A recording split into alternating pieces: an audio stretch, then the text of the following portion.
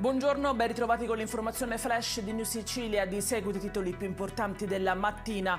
In apertura l'arresto del noto boss della Pizza Connection, Salvatore Salcatalano, 83 anni, avrebbe voluto far esplodere la casa di un imprenditore. I carabinieri, sotto il coordinamento della direzione distrettuale antimafia di Palermo, hanno arrestato anche altri 3 uomini. Sono tutti accusati di estorsione aggravata dal metodo mafioso e di detenzione di armi.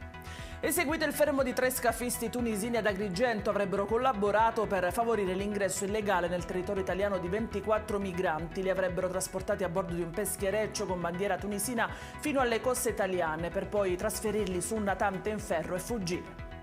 Una lite tra 2 pescivendoli nel mercato del pesce a Trapani è finita nel sangue. Il bilancio di un uomo arrestato per tentato omicidio e di un altro ricoverato per gravi ferite da arma da taglio.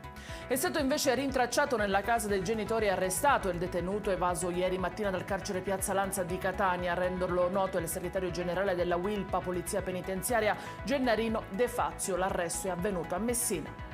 Oltre 17 milioni di euro sono stati stanziati per il pagamento del beneficio economico destinato alle persone con necessità di sostegno intensivo relativo al mese di ottobre 2024. La somma è stata impegnata dall'assessorato regionale della famiglia e delle politiche sociali attingendo al Fondo regionale per la disabilità. Attualmente, secondo i dati aggiornati al mese di maggio, i beneficiari censiti in Sicilia sono quasi 15.000.